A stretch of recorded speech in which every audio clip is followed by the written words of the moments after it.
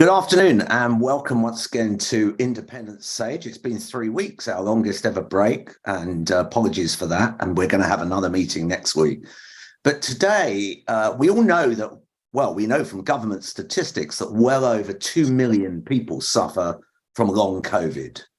And here on Independence Sage, we've consistently tried to raise the alarm about long COVID and the long-term impacts of coronavirus generally. And today's session will be an extension of that. And with so many people suffering and affecting their health and their ability to work, we need to know much more about the state of diagnostics, of treatment, of care, of trials going on in the UK. And to discuss that, we've got some fantastic guests today, including the most cited medical scientist in the world, not me. I know you were thinking that, but it's actually someone else.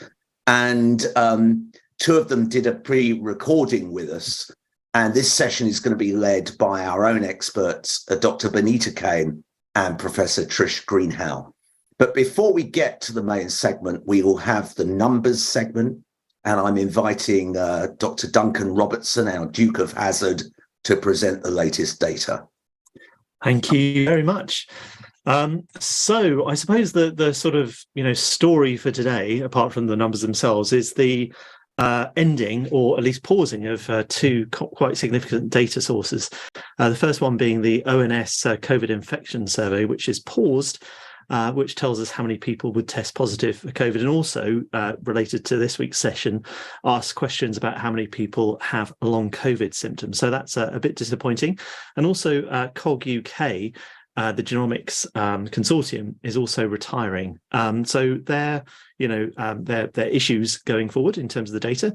But for the data itself, infections are increasing in England, Scotland and Wales, particularly in younger school children, so primary age school children and over 70s.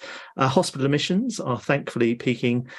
Deaths are sort of following and increasing. And of course, as we move into spring and the spring 2023 booster, vaccine recency is decreasing, so people are having the vaccines are further and further away.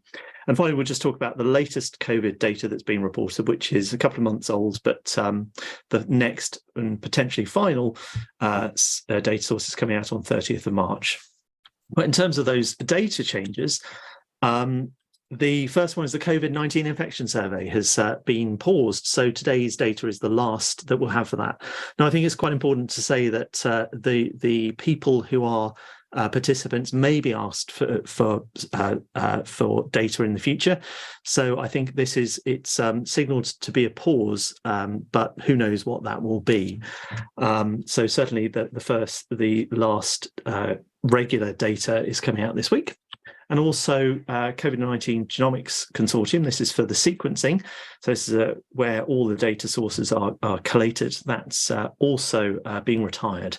So this is not to say that the data doesn't exist, but we're seeing kind of degradation of the data and the data quality. So positive tests were stopped at the end of mass testing of PCR and LFT testing, the lateral flow testing. Prevalence is kind of ending this week with the ONS COVID infection survey. Long COVID systematic data collection is ending, but may be replaced with something else, and we're waiting to hear what that will be. In terms of variants that are being sequenced, the Genomics Consortium, COG UK, is ending. But we still have data from the UK HSA, particularly in their excellent technical analysis. And, it's not as though sequencing is ending entirely, but it's going to be more difficult to find systematic data. Hospitalizations is still being recorded, and as are deaths by the ONS on death certificates, and also actuaries are still looking at this. So in terms of infections, we have about 1 in 40 in England, Wales and Scotland would be testing with positive for COVID, and about 1 in 70 in Northern Ireland, and so increasing in Scotland, England and Wales. But actually, to say there is a certain amount of uncertainty. So in England, it's definitely increasing, but in Scotland and Wales, there's more uncertainty. And as we can see, they're the latest figures that we have. So there's a certain trend upwards there. And I think quite significantly, we get higher levels of people who test positive in over 70s. So this is, of course, where immunity is quite important, and that's where the booster campaign for spring 2023 will be very important for those that are eligible. So over 75s will be eligible, as well as immunocompromised people. And as you can see, that's increasing quite significantly, as is kind of school children as well. They're also increasing this week compared to the last report. And this is school children, primary and secondary school age children. And as we can see, we can plot those in relation to school holidays. And as I say, last week of the COVID infection survey, and hopefully we'll get something that can replace it, perhaps not so systematically, but at least hopefully we'll get some data in the future. Hospital admissions are peaking or have peaked, not quite sure. But as we can see, this is going right back to the beginning of the pandemic. And so it's not as though, COVID is by any means over. There are still lots of people who are being admitted to hospital with or for COVID. And as you can see, the split is in terms of age. So hopefully we're getting to some sort of maximum or sort of peak there, but we hopefully will see that coming down, but we can't tell. Occupied beds is also hopefully leveling off at the moment, and we can see these sort of waves that are getting smaller and smaller, but we don't quite know what's going to happen next. And in terms of occupied beds, we can split them between whether you are there for COVID or with COVID, and it's definitely both of those are increasing.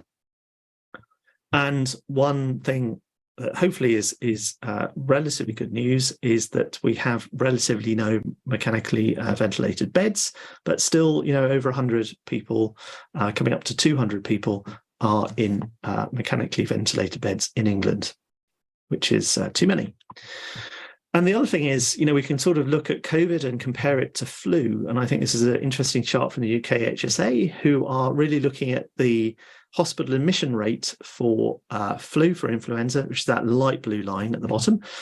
And we had that peak around Christmas time, but that's being dwarfed by the admission rate for COVID. So even though flu was very significant this year, COVID remains significant right the way through. Just quickly on deaths, sadly, there are still, significant numbers of people who are dying with COVID, and these are deaths with COVID on the death certificate.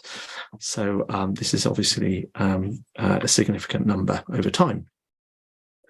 Vaccines, I think this is where we're seeing recency of vaccines is decreasing. So after we had the latest booster campaign, the time between when you have had your latest vaccine is increasing. And as we can see, this will increase until the spring booster campaign comes in. So we have dark green is less than 3 months, light green is 3 to 6 months, orange is more than 6 months, and red is unvaccinated. So as we go across time there, we can see more and more people are having their vaccine longer and longer ago. And this is for over 80s, which are potentially the most susceptible to COVID, all other things considered. And as you can see, a significant number of people are having vaccines which are more than 6 months old. And this splits it down into ages. And of course, very few people have been vaccinated in the 5 to 11-year-old groups. And still, there are around 26% of the population as a whole who have not been vaccinated. And of course, there are disparities, as there always are, in terms of ethnicity, where we have significantly higher levels of vaccination for white populations compared to, for example, the black population. And in terms of variants, I'm just showing this to say another reason the ONS survey is so significant. This is looking at all variants over time, and you can't really detect very easily the latest variant there. So this is all available sequence cases in total. So this is potentially people who are in hospital who are being sequenced, plus the people who are in the ONS survey.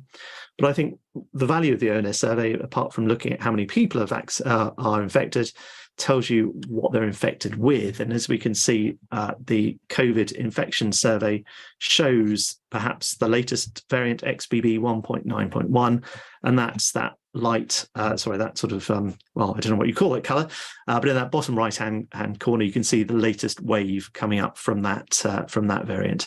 And that's from a representative sample of sequences from the population. So we won't perhaps get such great signals because we're losing the ONS COVID infection survey. And finally, just the latest data we have on long COVID, and this is a little bit out of date, and we're expecting the latest release to be at the end of this month. But just in terms of introducing the session today, we can see that in the UK, up to January the 2nd, 2023, we have a significant number of people who are reporting long COVID symptoms 12 weeks after infection. So this is a significant proportion of the population that are showing ongoing symptoms following COVID infections. And you can see how that splits down into people who are not at all affected, people who are a little affected, and people who are affected a lot. So there are still significant numbers of people who are affected significantly by long COVID symptoms. And then how that splits over time. How long have you been living with self-reported long COVID? And this is the split in terms of the duration, the amount of time you've been reporting these long COVID symptoms. And there are some people who have been living with long COVID for more than 2 years. So this is something that potentially is very significant, and that's why we're looking at it today. And just to think about how that splits down in the age population, you can see there are, it's particularly in the sort of working population, you can see long COVID is really taking an effect in that age group. So it's very significant for the population as a whole, particularly the working population. This is where people in terms of jobs are. So people in social care or local government healthcare, these are the people who are reporting the highest levels of long COVID, particularly in the public sector.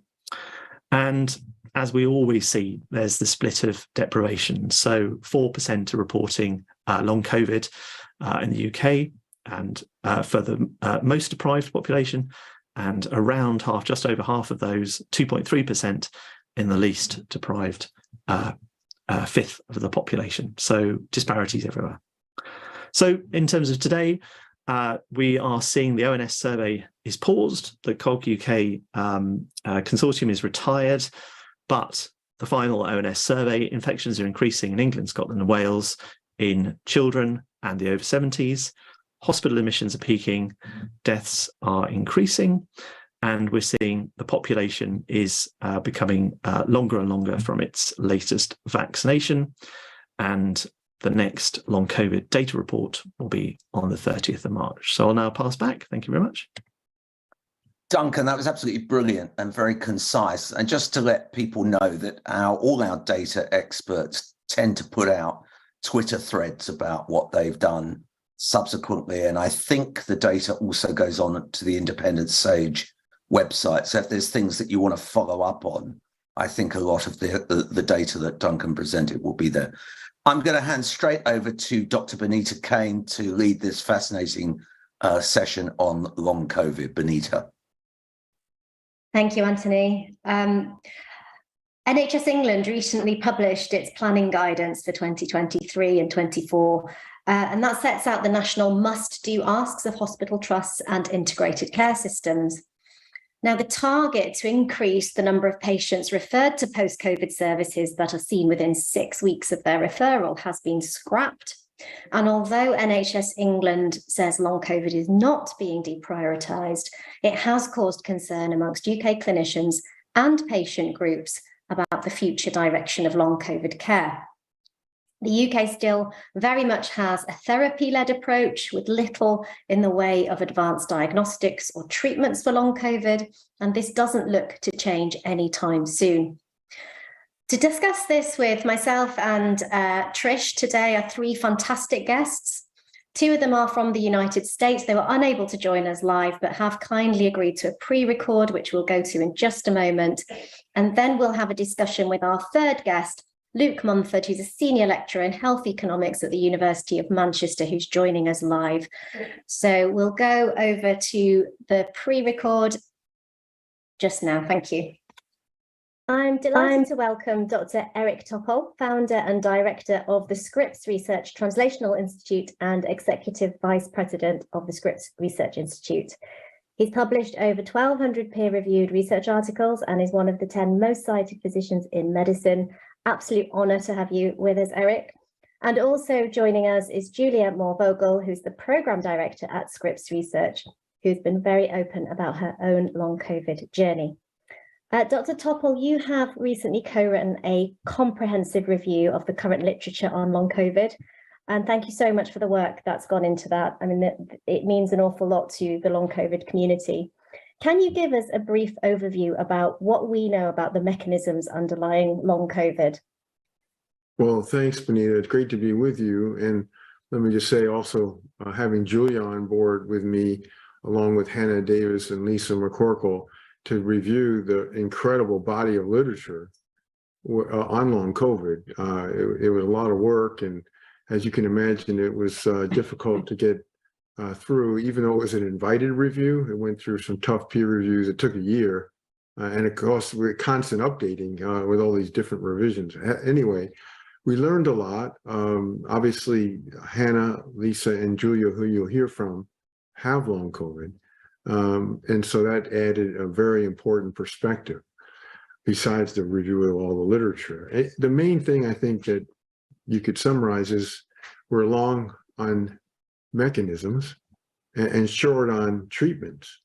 And, you know, clearly this is a situation which is the big legacy of the pandemic, beyond all the deaths and horrible morbidity and hospitalizations and, you know, sickness. This is what's going to be how the pandemic is going to go on for all those millions, tens of millions of people who are affected worldwide.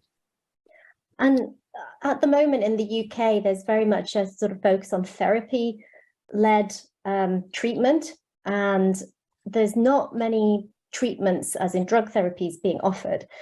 Are there any emerging treatments that look promising, and what approach do you think we need to take in terms of treating long COVID?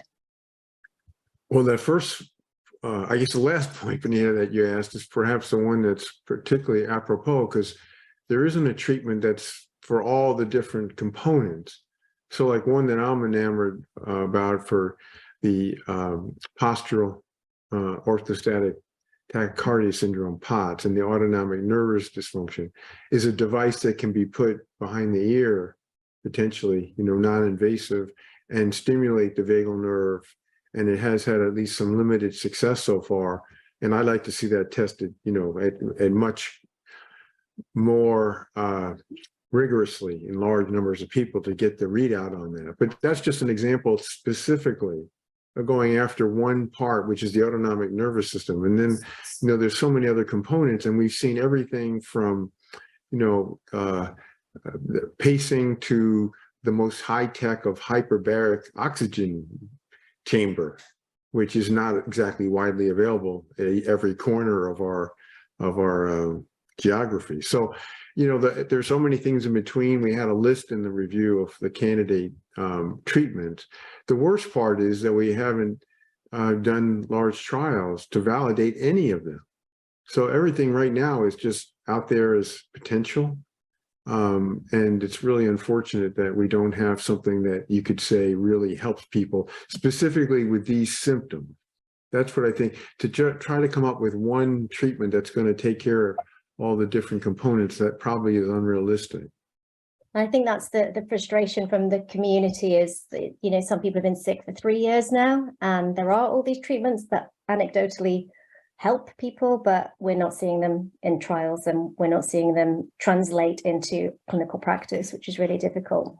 And in terms of the longer term problems on the horizon of people having untreated long COVID, what do you think the risks are of the NHS in the UK not prioritising it for 23-24? So there's a hint that it won't be prioritised moving forwards. What are the risks, do you think? Well, first I'd say I've been following the NHS position all along on long COVID, and it came to life a lot earlier than in the US. So to the credit of the UK medical community and researchers, they were meeting with patients to hear about what was going on, and they were trying to map out consensus definitions, and they took it much more seriously than here in the US. Which is, of course, a deep underlying problem, is that people are not really getting to the depth of this, how serious this whole matter is. The problem, I guess, is, from what I gather, that commitment to being a world leader in long COVID has kind of let up there. And, I'm not sure of the explanation, but we can't let up at all. I mean, we have to really press hard on this, prioritize, put the resources in, and define treatments, and get a much better resolve for all these people who are suffering. I mean, it's just extraordinary, as you said. Many early on, having been affected, 3 years later, are not any better than really where they were. And who knows, if we don't come up with better ways to respond, how long this could go on. Yeah, no, thank you, Eric. I'm going to hand over to Trish now, who is one of our leading researchers and who's been working with patients for the last couple of years to have a chat with Julia. Yes, well, welcome, Julia. And as Binita said at the beginning, you are both a co-author on the review and a person who's had long COVID for some time. Can you just briefly explain what it's been like, and particularly why you think it's dragged on, and what it's like having had long COVID for a long time? Sure. So I've had long COVID for over 2.5 years at this point. Most folks are probably familiar with the symptoms in terms of fatigue and headaches. And the main thing for me is just how relentless it is. Every single day you have that pain, you have that fatigue, you don't get a day off. It'd be wonderful to have a vacation from it, but for me, it just hasn't been possible. I think the other thing to say about it is it's completely life-changing. I was the kind of person that was very healthy and physically fit, and now, taking a shower is a major expenditure of energy that I have to really plan out in my week, not just my day, in terms of my energy expenditure. So the amount that I used to be able to squeeze into a day has just been reduced so much, and that is really hard to swallow, coupled with all of the pain, and those chronic symptoms are just really challenging. And you've been managed with, presumably, with pacing and with other what we call symptomatic remedies. What do you think, what would you like to see in the ideal long COVID clinic? Ideal clinic. Well, first of all, we need the treatment trials that Eric mentioned in terms of being able to see what actually is working for people and what is not. There's a ton of anecdotal evidence out there, and we are really lucky in the community to have decades of research on myalgic encephalomyelitis, ME/CFS, and POTS, as Eric mentioned, to be able to build on, so that there's some starting point in terms of what we should try for treatments. But in terms of the different subtypes of symptoms and what's going to work for different people, we see all the time things that are a miracle cure for one person and do absolutely nothing or make someone else worse. So it's really a lot of trial and error right now, broadly. For me specifically, I've tried dozens of different medications and symptoms. None of them have had a significant quality of life improvement, and many have actually made me worse. And so that's another thing that I think is crucial to be evaluating in the studies. Are you actually doing harm with the treatments that you're trying? We know that graded exercise therapy in particular does a lot of harm and is still being recommended by a lot of physicians who don't understand long COVID and particularly ME/CFS. And so there's a lot to take into account, but the main thing for me is just to have those trials at scale so that folks can really point to the literature with their GP or their PCP and say, this is a randomized controlled trial. Yeah. So can I just come back, and perhaps to you, Julia, but perhaps to Eric, because one of the problems that we're finding in our research in the UK is, as you say, Julia, long COVID affects people in different ways, but also people respond to treatments in different ways. And we've been using big data, if you like, individual patient data, to try and get some phenotype patterns. And we've just started to publish on that. But I just wonder, Eric, if you might comment on that we all want to see randomized controlled trials, but how are you going to split this very heterogeneous population of people? Who's going to go into which trial, and how are you going to make those decisions? Yeah, that's a really fundamental point, of course, that you would make, Trish. I'm not surprised. The issue here is, we don't have really diagnostic tests, but we can, if we choose to, listen carefully to patients, tell their story. That doesn't necessarily get captured in our electronic or whatever records we have. But, one of the things, of course, is to sort out how much of this in any individual may likely be an immune dysregulation predominant. Now, it would be great if we could back that up with some tests, whether that's autoantibodies or T cells that are exhausted, or, whether the cortisol production is really low and it's the hypothalamus pituitary axis that's shot, or whether it's pure autonomics like this POTS syndrome. So, if we could break it down, that would really lend itself well to doing trials that are specific to the person's symptoms. Unfortunately, even though there's been many publications about the immune dysregulation, which is kind of thematic across many of these types of presentations or symptoms, we don't have those readily available to help guide the randomized trials. And one of the really frustrating points, I know you could be frustrated at the NHS in some respects, but here in the US, we have this $1 billion program, Recover, NIH funded. And it's mainly doing, characterization of phenotypes, but very little in the way of actual testing of treatment. So the pairing up of subphenotypes, if you will, to specific treatments to be tested, it just hasn't even really gotten going. So, it just kind of shows you can throw a lot of money at it, but if you're not taking it, seriously about the best approach, that's not going to help too much. Yeah. Can I just ask you one more? I totally agree with that, and I share your frustration. Some people watching this program may be thinking, well, long COVID's all in the mind. I have doctors say that to me at least once a week. People say it on social media. This is functional. This is, it's not a physical condition. What would you, as one of the world's leading researchers on long COVID, what would you say to those people? Yeah, I think they don't get it. I mean, they're just completely either in denial or, I'm not sure, what they are trying to basically dismiss something that is so important. It shows no ability to empathize with the people who are suffering.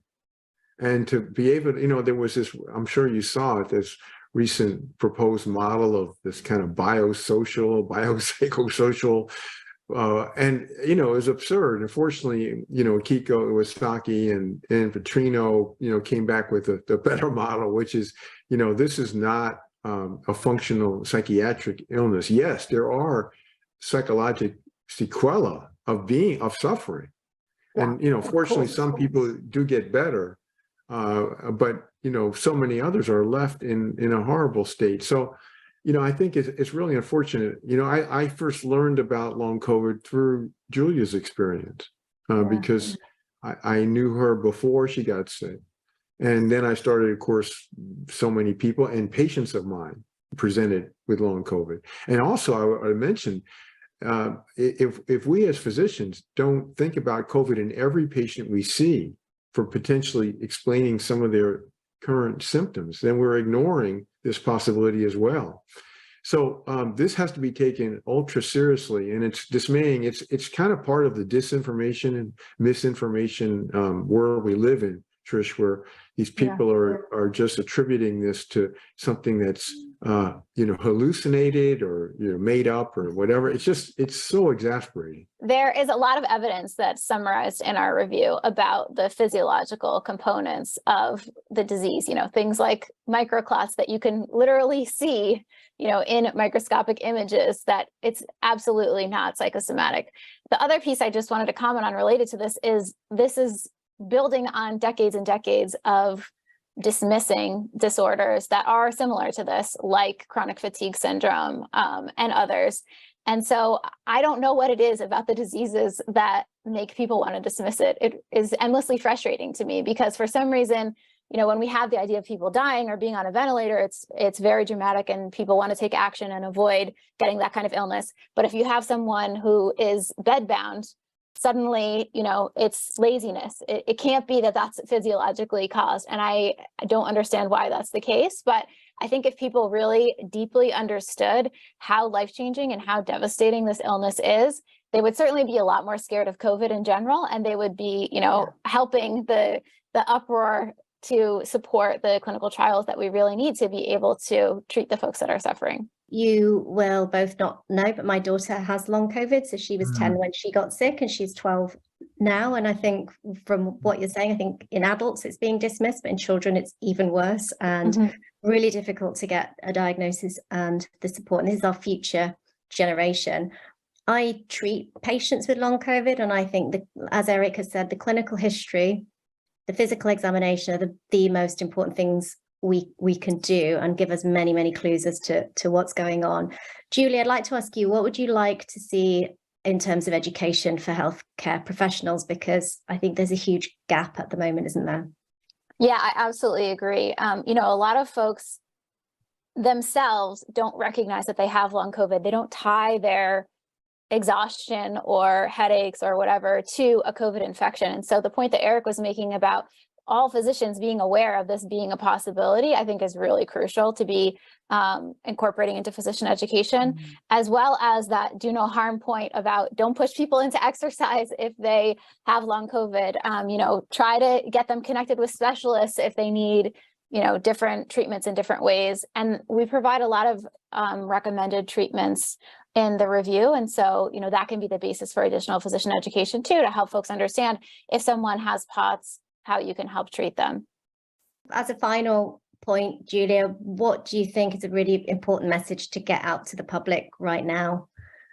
It's really important for anyone that doesn't have long COVID or that has a loved one with long COVID to understand the risk that comes with the virus at this point, that we think about 10% of folks that have COVID-19 end up with long COVID based on all the literature that we've reviewed. And the public health messaging really hasn't gotten that message out. There's a desire to move past the pandemic and say, okay, you know, we have Paxlovid, we have vaccines, the risk is low. And it's true that the risk for death for the large majority of people is lower, but this risk of long COVID and potentially lifelong disability is still very high. And prevention is still better than cure, right?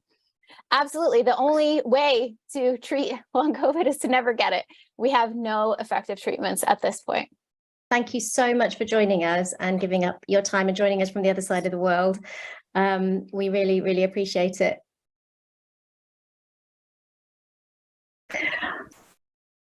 Right, so that was just such a brilliant discussion, and I think we could have carried on with that for several more hours chatting to those two. So incredibly grateful to them for joining us and sharing their insights. Now I'm going to bring us to our third guest, Luke Munford, who's a senior lecturer in health economics at the University of Manchester. Welcome, Luke. Now, given the scale of the problem, we're talking around 2 million in the UK, 65 million worldwide as estimated numbers. Especially with what Duncan showed us on the numbers, a lot of this is working age population. We've got future generation or future workforce affected. It doesn't really feel sensible to me for us not to invest more heavily in research, in the clinical services. And then we are seeing all the impacts on long-term population health as well, in terms of increased vascular risk and heart attack, strokes, etc. Now, you've done some work looking at the health economic impact of long COVID. Can you share some of what you've learned? Yeah, definitely. So I'd like to talk about two broad themes of work we've been looking at around long COVID. The first is the NHS's response to this, particularly from a primary care point of view, and how they've used this enhanced service specification to top up the funding available to primary care to help them tackle some of the problems of long COVID that we're seeing.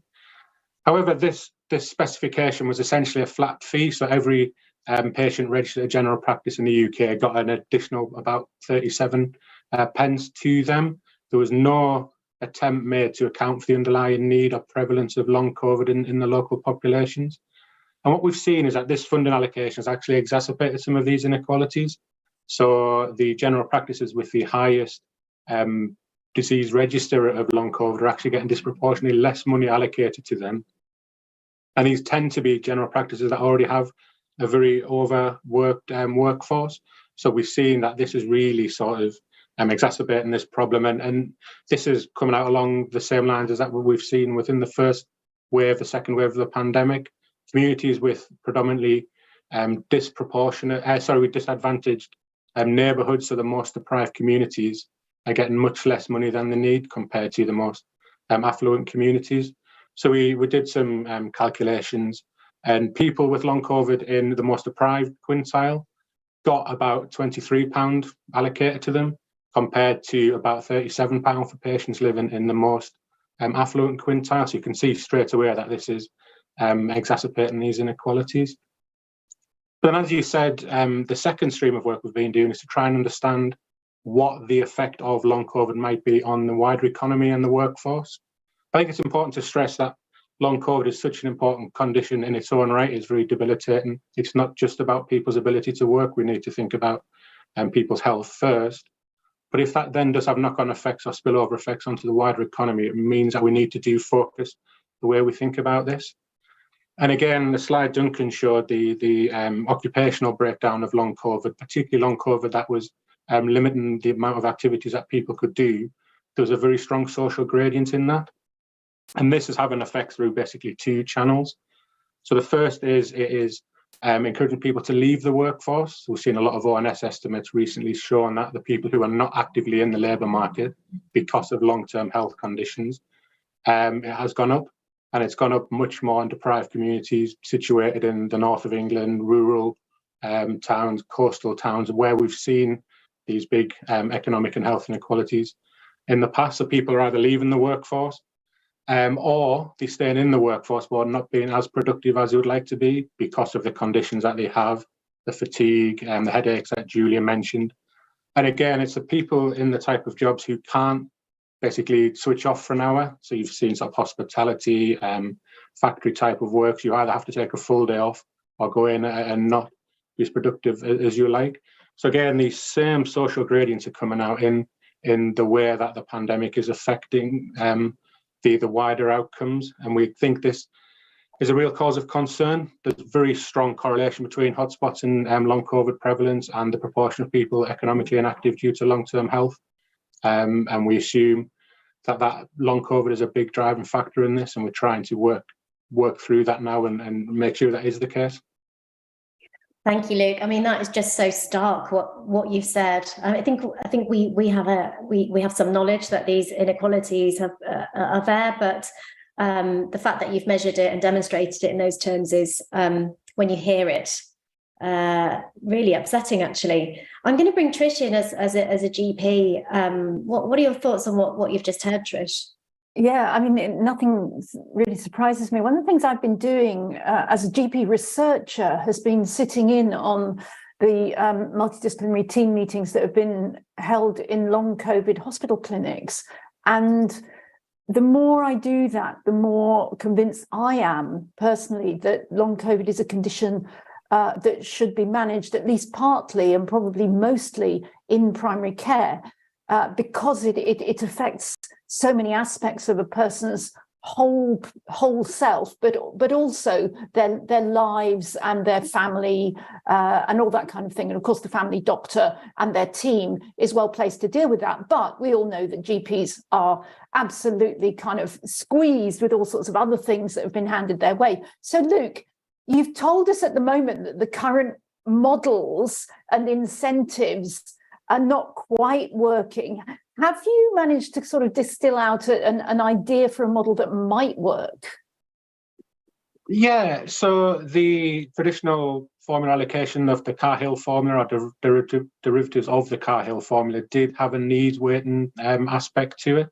So that's where just explain the Cahill formula. I know what it is, but probably a lot of listeners won't. Yes, sorry. So the Cahill formula was named after a health economist called Roy Cahill, who worked with the Department of Health at the time to develop a formula that allocates central NHS monies to parts of the country that explicitly accounted for the underlying needs of the population.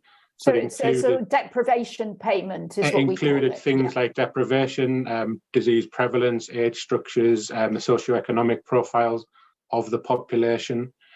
And that has, there is some evidence that did help, but there are other elements of the resource allocation that then take money away from deprived communities and move it back towards more affluent areas. So for example, the market forces factor argues that it's more expensive to employ staff and rent buildings in London in the southeast than it would be in the northeast, for example. So they then get a disproportionately higher amount of money to account for that. So essentially you get more money for being deprived in one hand and it's taken away for other reasons in another hand, and the net effect is around about zero. Mm-hmm. So what you're saying at the bottom line is that there's an awful lot of long COVID in deprived parts of the country. GPs in deprived parts of the country are already a little bit disadvantaged in terms of how much work they do compared to the income that they get. And that needs to be sorted out if we're going to have a primary care-led long COVID service. Exactly. I think this is, again, the Tudor Hart law coming through. We've got the inverse care law. We know that the provision of care and the funding to care is it's inversely associated with the underlying needs of the populations, and long COVID is following similar patterns to many other conditions that we've seen in the past. But obviously, long COVID is having such widespread effects. I think it has sharpened our minds to really try and focus on this again and try and remedy this as we go forward. Yeah, thank you very much, Luke. Really fascinating discussion there. Trish, I just have to say one thing on behalf of specialists in long COVID, that whilst, I think it's really important that we support primary care as well, because some patients are very, very complex and have been ill for a long time. Oh, I couldn't agree more. Yeah. Okay, I'm going to hand back to, I'm going to hand over to Steve now, actually, to introduce Anthony, confused today, to take us to the next. Actually, Luke, before you go, can I ask you a question? That if you've got large numbers of people leaving the workforce, we know that tightening of the labour market contributes to inflation. And we've got, 10.4% inflation, which has knock-on effects on food insecurity and all the rest. Could you quantify, if we assumed that a very large proportion of those leaving the workforce are long COVID, which I think many of them will be, are you able to then factor in what impact that has on inflation? Could you model that as an economist and therefore think of some of the broader impacts of what that is? With the appropriate data, which the ONS does collect through the labour force survey and some assumptions, then they would be able to sort of ascertain an estimate of that with some uncertainty parameters around it. That would be feasible, yes. That would be fascinating. And have you published your work yet? You must have done. We've published the work on the funding allocation, and we are just finalising the work on the relationships between long COVID and work.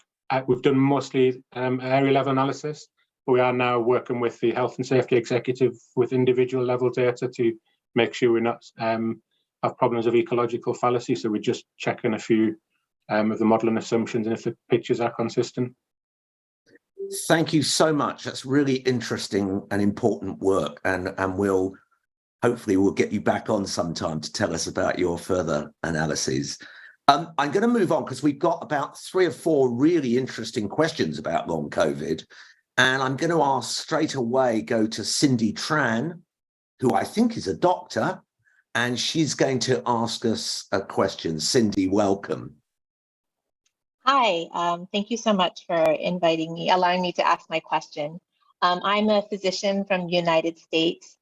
And there is a recently published study from the United States Veterans Administration, a large cohort of over 200,000 people that showed a 26% reduction in the risk of long COVID after 5-day treatment with Paxlovid during the acute phase.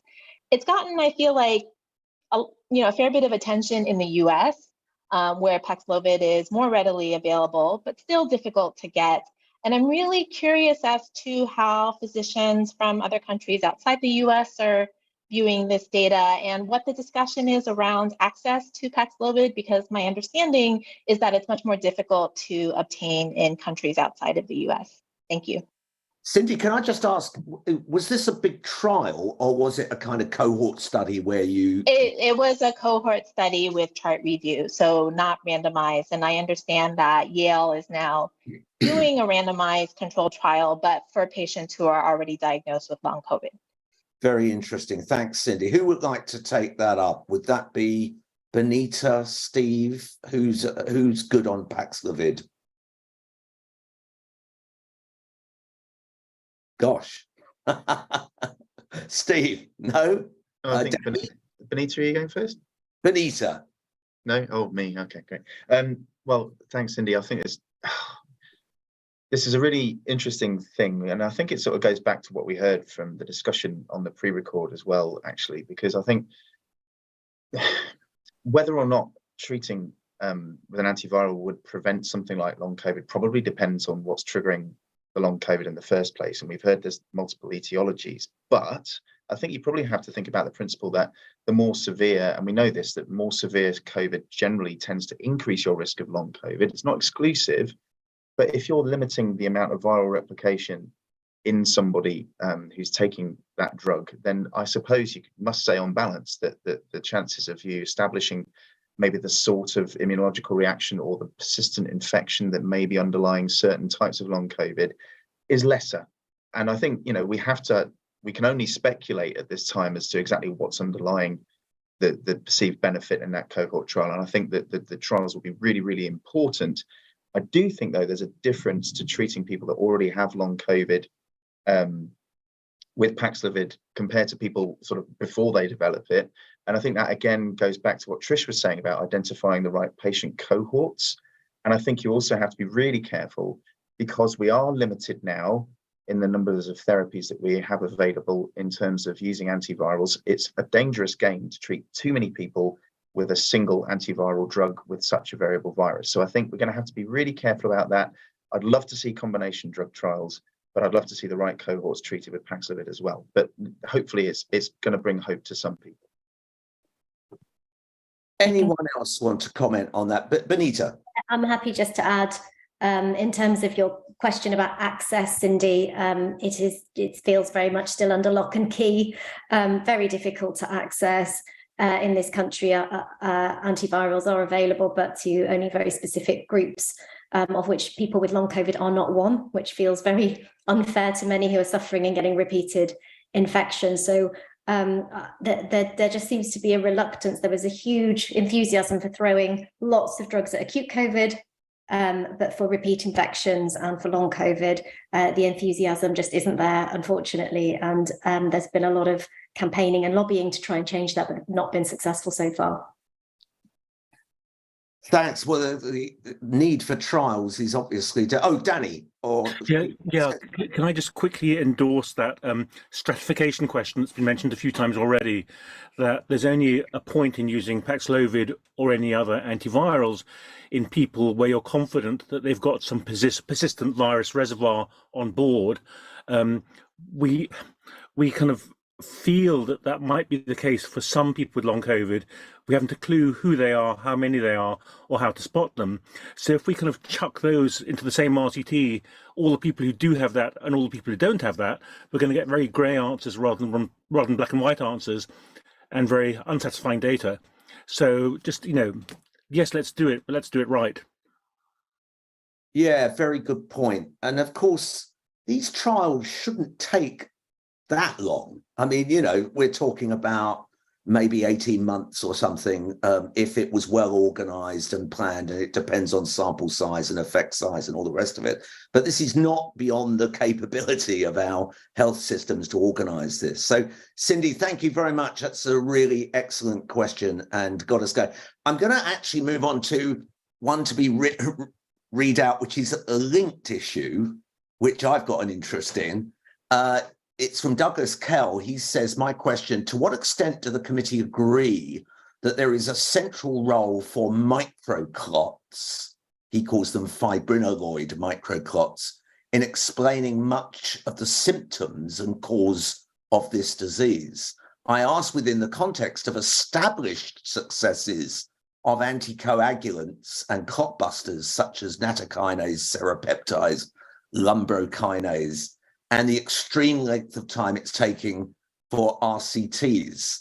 I'll just add here, I've broken all my rules because I've had long COVID symptoms for about 20 months, of which fatigue was the most important, but some neuropathy and also loss of smell. And in January, I decided on the basis of just to try clopidogrel, which is an antiplatelet drug, a kind of nicer form of aspirin. And I must say, since that time, I have seen quite significant improvement in loss of fatigue. No impact on neuropathy or smell. But of course, that could just be coincidence. It could be, and we would obviously need trials. But clopidogrel is a pretty widely used, cheap and available drug and without many side effects. And given if it has got an impact on fatigue, that's something that one could probably pick up quite quickly. So I'm quite interested in that. Anyway, any comments? Binita? Yeah, thank you for sharing your anecdote, Anthony. But we just have to be cautious about. We need a trial. Absolutely. So I think this goes back to what we discussed with Dr. Topol about the different phenotypes. So phenotypes, for anyone who doesn't know what that is a collection of characteristics, really, that define a group within a group. So within long COVID, there will definitely be some people who their symptoms are caused by perhaps these problems with coagulation and microclots, but equally there may be other people who've got problems with their immune system and they've got antibodies, they're producing antibodies against themselves. You've got other people who have got more organ-specific problems like heart problems and lung problems. So I think the resounding issue here is we haven't got the research being done on the scale to define those groups and then to intelligently put those people into trials of treatment based on what is going on in them. So it's personalizing, individualizing treatment and then doing trials with that in mind, because if you just blanket put everyone on everything, exactly, you'll just get a really mixed signal. And some of these drugs, so clopidogrel is a very good drug, it's widely used, but it does have a side effect of potential bleeding, so we have to be a bit cautious and not give it to the people who don't need it. And at the moment we are just feels like we're at ground zero in terms of any of these diagnostic tests and understanding who will benefit from these readily available treatments. So I think it's just that we need investment, we need research, and we need it fast, and it's just not happening. Is anyone experienced of where are people applying for long COVID stuff? Is this the national NIHR, forgot what it stands, National Institute for Health Research, or Wellcome Trust? Are they putting money into long COVID research? Has anyone been applying for trials? Danny? How to sort of summarize a complex situation. Many of the first tranche of long COVID funding grants coming to an end now, and many consortia scuttling around to all the funders, trying to resurrect interest in the next round of big studies and big RCTs, and not at the moment getting enormous buy-in, but lots of discussions in progress, but a slightly sort of tense state of affairs at the moment. Okay, yeah, I'm reading between the lines on those. Yeah, I'm being diplomatic. Okay, I don't see any other hands up, so I'm going to go on to the next question from Vicky Marnie, who says, does infectious dose impact long COVID? That's interesting. If so, surely FFP2 and FFP3 masks remain very important to lower viral quantity inhaled during your initial infection. That's really interesting. So we've got several people here who might be interested in answering that. Any hands up? I'll come to Steve and then perhaps Trish. Don't know if Sheena's got a view on that. That's a real curveball question. Thank you. I think what we know from the human challenge studies that were done, which were done with the original virus just out of China, is that you don't need a huge amount a virus to elicit an infection. And if you think about how much more infectious the current circulating variants are, the Omicron variants, the chances are you probably need even less than that, because they are so infectious, and that's why they're lasting for a very long time in aerosols and things. So I would agree, masks are important to prevent infection, and as we've heard today, the best way to prevent long COVID is to prevent the short version.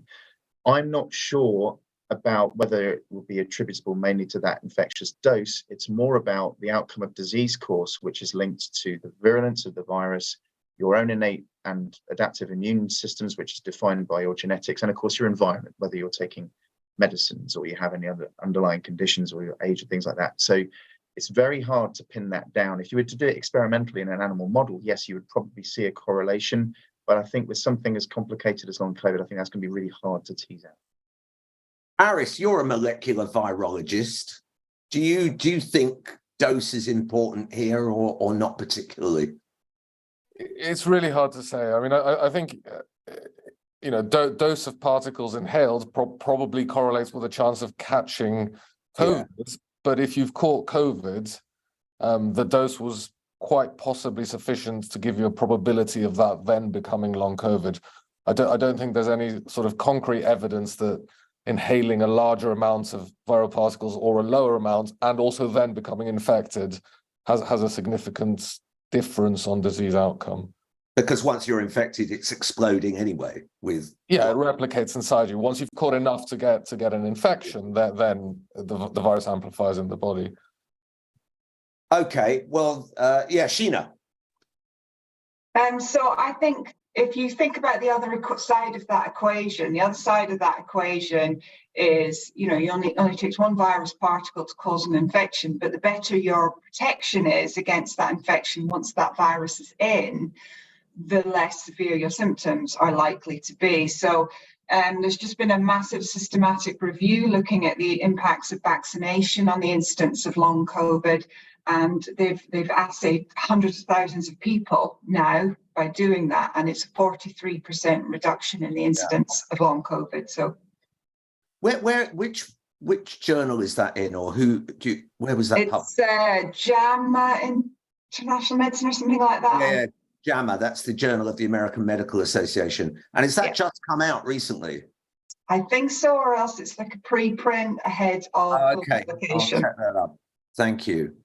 Okay, let's go on to the next question then. This is interesting as well. And I'm going to do two together. So this is from Stephen Griffin. He says, do you think that those affected by long COVID will be a fixed percentage of the population? Or do you think that everyone is susceptible and it's a question of being a probabilistic event affected by SARS-CoV-2 viral strain, pre-existing medical conditions, age, sex, etc.? And Caroline Smith says, when a person gets a mild case of COVID, is it because of their strong immune system or because they were exposed to a smaller amount of the virus, or maybe both? So those are mixed up. What about this fixed percentage of the population versus its probabilistic? Anyone on that? Good questions today. They're all stumped. Yeah, Steve, always. Sorry, just at the risk of repeating myself, really, I think any of these things is going to be dependent on more than one aspect. So, you know, you will have your ability to respond, as Sheena's just said, which is defined by your genetics and also your general well-being and whether you're deficient in vitamins or something like that. But then also the inherent virulence of a virus can also establish whether it can get past those early stages of your immune response and better establish itself, better spread around your body, for example. All of these things are going to add together, and that's why we often all have a different disease outcome, even for something, you know, of one of the sort of cold viruses that we would have had prior to the pandemic. You know, we all have different outcomes, different symptomologies, and it's because all of these things are mixed together. So I think, if I understand the question correctly, I think the probabilistic outcome is right. It's dependent on too many different variables. I don't think there'd be a set proportion of the population as such. Thanks, Steve. Yeah. Was that a hand up, Danny? Yeah, just to add to that, yes, I think Steve's completely right. Like in any other, clinical condition, sure, we can do research on it and we can identify genetic variants and risk factors, and we will, and some will be a little bit more and some will be a little bit less. But the bottom line is that as numbers around the world, all over the world, infected by COVID-19 have gone up, that 10% plus who have long COVID have gone up, with them. And that's true anywhere you are in the world. So there's no ceiling on that until presumably the day when we have 10% plus of all the global population to some extent disabled and impaired in their ability to work because they now have long COVID, which would be a very, very sad day. Steve, you mentioned vitamins, and I have a near neighbour who's always pinning me against the wall saying it's all vitamin D, you should get your vitamin D up. And of course that has some relevance, particularly to minority ethnic groups. Does anyone know any data on trials of vitamin D related to long COVID? Could you just remind me? Not to long COVID, Anthony, but just very quickly, I mean, vitamin D is important in all sorts of respiratory virus infections and other respiratory infections as well. It's important not to be deficient, which many of us are. Not just ethnic minorities, but many people with Western cultures. So it's not really, you can't use it as a therapeutic. People have done trials when people haven't been deficient and it showed no difference. It makes a difference to be deficient, in which case you do worse. If you've got a normal level of vitamin D, then you should be as equal to anybody else in that respect. What's the percentage of people who are vitamin D deficient? Anyone?